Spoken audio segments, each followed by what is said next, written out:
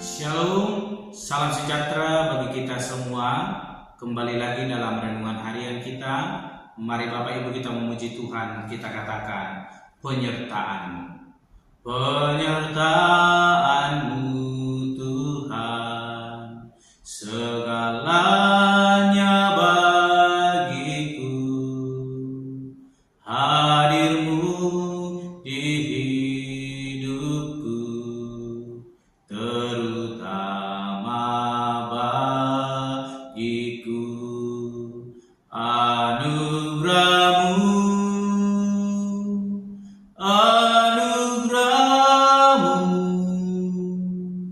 semua karena anugerah-Mu, bukan karena kekuatanku. Anugerah-Mu,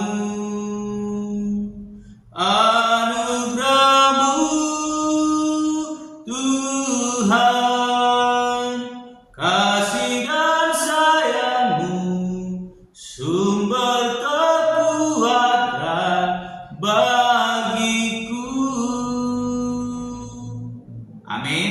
Mari Bapak Ibu kita membuka Alkitab kita dari kitab Kejadian pasal yang ke-28 ayat pertama sampai yang ke-22. Satu pasal kita akan membacanya dan akan merenungkannya pada hari ini. Demikianlah firman Tuhan. Kemudian Ishak memanggil Yakub, lalu memberkati dia serta memesan kepadanya, katanya, janganlah mengambil istri dari perempuan Kanaan. Bersiaplah, pergilah ke padang Aram, ke rumah Betuel ayah ibumu, dan ambillah dari situ seorang istri dari anak-anak Laban, saudara ibumu. Moga-moga Allah yang Maha Kuasa memberkati engkau, membuat engkau beranak cucu, dan membuat engkau menjadi banyak, sehingga engkau menjadi sekumpulan bangsa-bangsa. Moga-moga Ia memberikan kepadamu berkat yang untuk Abraham, kepadamu serta kepada keturunanmu, sehingga engkau memiliki negeri ini yang kau diami sebagai orang asing, yang telah diberikan Allah kepada Abraham. Demikianlah Ishak melepas Yakub, lalu berangkatlah Yakub kepada Aram, kepada Laban anak Betuel orang Arab itu, saudara Ribka ibu Yakub dan Esau. Ketika Esau melihat bahwa Ishak telah memberkati Yakub dan melepasnya kepada Aram untuk mengambil istri dari situ, pada waktu ia memberkatinya, ia telah memesankan kepada Yakub, janganlah ambil istri dari antara perempuan Kanaan. Dan bahwa Yakub mendengarkan perkataan ayah dan ibunya dan pergi kepada Aram. Maka Esau pun menyadari bahwa perempuan Kanaan itu tidak disukai oleh Ishak ayahnya. Sebab itu ia pergi kepada Ismail dan mengambil Mahalat menjadi istrinya, di samping kedua istrinya yang telah ada. Mahalat adalah anak Ismail, anak Abraham, adik Nebayot. Maka Yakub berangkat dari Berseba dan pergi ke Haran. Ia sampai di suatu tempat dan bermalam di situ karena matahari telah terbenam. Ia mengambil sebuah batu yang terletak di tempat itu dan dipakainya sebagai alas kepala, lalu membaringkan dirinya di tempat itu. Maka bermimpilah ia, di bumi ada didirikan sebuah tangga yang ujungnya sampai di langit, dan tampaklah malaikat-malaikat Allah turun naik di tangga itu. Berdirilah Tuhan di sampingnya dan berfirman, Akulah Tuhan Allah Abraham, nenek moyangmu, dan Allah Ishak. Tanah tempat engkau berbaring ini akan kuberikan kepadamu dan kepada keturunanmu. Keturunanmu akan menjadi seperti debu tanah banyaknya, dan engkau akan mengembang ke sebelah timur, barat, utara, dan selatan. Dan olehmu serta keturunanmu semua kaum di muka bumi akan mendapat berkat. Sesungguhnya aku menyertai engkau, dan aku akan melindungi engkau kemanapun engkau pergi, dan aku akan membawa engkau kembali ke negeri ini, sebab aku tidak akan meninggalkan engkau, melainkan tetap melakukan apa yang kujanjikan kepadamu. Ketika Yakub bangun dari tidurnya, berkatalah ia, sesungguhnya Tuhan ada di tempat ini, dan aku tidak mengetahuinya. Ia takut dan berkata, alangkah dahsyatnya tempat ini tidak lain dari rumah Allah, ini pintu gerbang surga. Keesokan harinya pagi-pagi Yakub mengambil batu yang dipakainya sebagai alas kepala dan mendirikan itu menjadi tugu dan menuang minyak ke atasnya. Ia menamai tempat itu Betel, dahulu nama kota itu Luz. Lalu bernazarlah Yakub, jika Allah menyertai dan akan melindungi aku di jalan yang kutempuh ini, memberikan kepadaku roti untuk dimakan dan pakaian untuk dipakai, sehingga aku selamat kembali ke rumah ayahku, maka Tuhan akan menjadi Allahku. Dan batu yang kudirikan sebagai tugu ini akan menjadi rumah Allah. Dari segala sesuatu yang kau berikan kepadaku akan selalu kupersembahkan 1/10 kepadamu. Amin. Bapak, Ibu, saudara-saudara yang terkasih dalam nama Tuhan Yesus Kristus, kita kembali merenungkan firman Tuhan dari kitab Kejadian pasal 28 ayat 1 sampai dengan 22. Satu pasal kita akan merenungkan firman Tuhan, dan hari ini saya memberikan tema bagi kita semua, yaitu sesungguhnya aku menyertai dan melindungi engkau. Sekali lagi, sesungguhnya aku menyertai dan melindungi engkau. Bapak, Ibu, saudara-saudara yang terkasih di dalam nama Tuhan Yesus Kristus, Yakub telah melakukan tipu daya kepada ayahnya Ishak, sehingga yang seharusnya diberkati adalah Esau, tetapi yang mendapatkan berkat itu adalah Yakub. Dan pertengkaran terjadi antara Esau dan Yakub, dan Ishak memerintahkan Yakub supaya pergi mengambil istri dari anak saudara daripada ibunya, yaitu Laban. Dan ketika Ishak memerintahkan Yakub, Ishak memberikan pesan kepada Yakub dengan berkata di ayatnya yang ketiga, keempat dikatakan, moga-moga Allah yang Maha Kuasa memberkati engkau. Dalam perjalanan yang akan dilakukan oleh Yakub, ayahnya Ishak berkata, semoga Allah memberkati Yakub. Inilah suatu pesan atau berkat bagi Yakub, namun belum ada kepastian karena ada kata moga-moga. Bapak, Ibu, saudara-saudara yang terkasih dalam nama Tuhan Yesus Kristus, Ishak memberkati Yakub dan berkat itu menjadi milik daripada Yakub. Dan ketika Yakub hendak pergi, pesan diberikan kepada Yakub. Sebagai kita yang mendengar, apakah yakin Yakub akan diberkati dalam perjalanannya? Sebab ia telah melakukan tipu daya muslihat dan mencuri hak yang menjadi milik Esau, tetapi menjadi milik bagian daripada Yakub.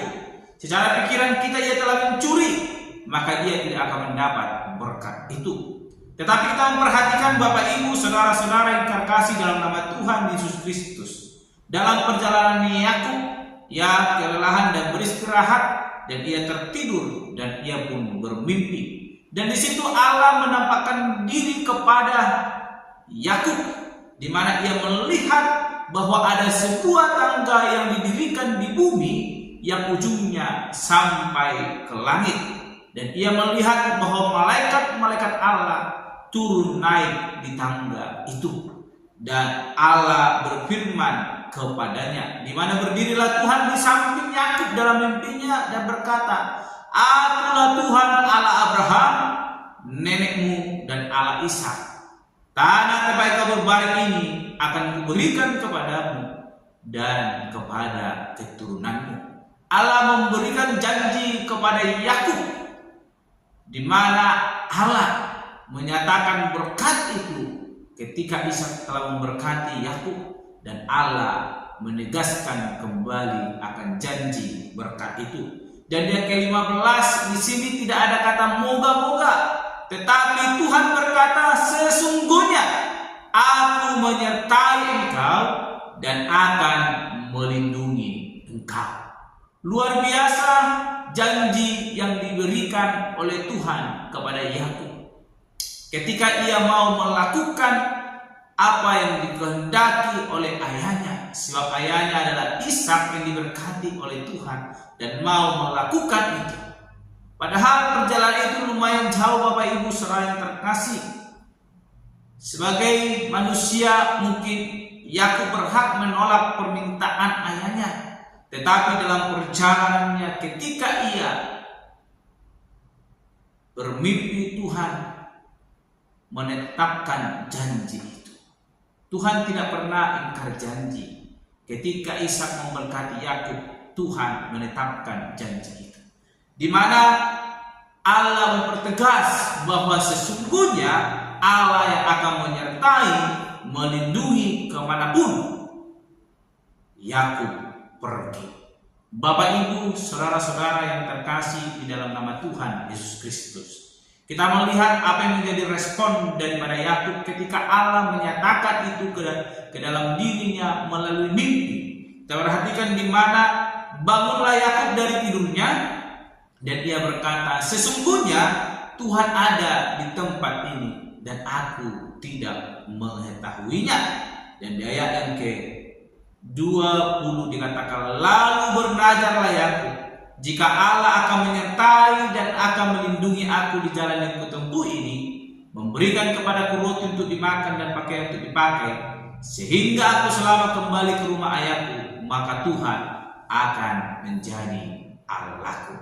Bapak Ibu, saudara-saudara yang terkasih di dalam nama Tuhan Yesus Kristus, jikalau kejadian ini terjadi kepada kita sebagaimana yang dialami oleh Yakub, apakah kita akan bernazar di hadapan Tuhan dan kita telah ditebus melalui darahnya yang kudus?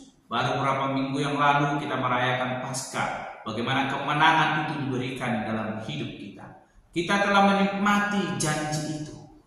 Yakub masih diberikan janji, tetapi ia berani bernazar di hadapan Tuhan bahwa Allah itu akan menjadi Tuhan. Sekarang kita telah menikmati penebusan itu. Tidak ada alasan bagi kita menolak, sebab Allah yang telah menyertai dan memberkati kita. Mari hari ini ambil keputusan dalam hidup kita. Kita bernazar bahwa kita akan memikul salib. Kita akan bersama-sama menyatakan kebenaran itu. Sekalipun ada godaan dunia yang memaksa kita untuk menyimpang, mari hari ini katakan bahwa di dalam Yesus Kristus kita mengalami penyertaan. Di dalam Yesus Kristus kita akan dilindungi dari setiap malapetaka di tengah-tengah dunia ini. Oleh karena itu, imanilah apa yang menjadi janji Tuhan dalam hidup kita. Imanilah keselamatan yang telah diberikan dalam hidup kita. Jangan sia-siakan, sebab Tuhan telah mati di kayu salib dan membawa penebusan dalam hidup kita. Ia tidak berkata janji, tetapi ia telah membuktikan bahwa dia menjadi juru selamat dalam hidup kita. Oleh karena itu, tetaplah setia, lakukan apa yang Tuhan kehendaki. Yakub masih Tuhan berikan janji dan ia berani bernazar. Kita telah menikmati kasih karunia Tuhan. Mari hari ini nyatakan nazar kita di hadapan Tuhan, mau hidup setia melakukan kehendak Tuhan. Amin. Mari kita berdoa. Bapa Surgawi, kami kembali bersyukur untuk kebenaran firman Tuhan yang boleh kami renungkan, yang mengajarkan kami untuk boleh sungguh-sungguh menikmati karya salib itu, supaya kami boleh mengimaninya dan boleh hidup melakukan apa yang Tuhan perintahkan dalam hidup kami. Terpuji termulia Engkau Bapa, di dalam nama Tuhan Yesus Kristus kami berdoa dan menutup renungan pada hari ini. Haleluya. Amin. Shalom Bapak Ibu, Tuhan Yesus memberkati.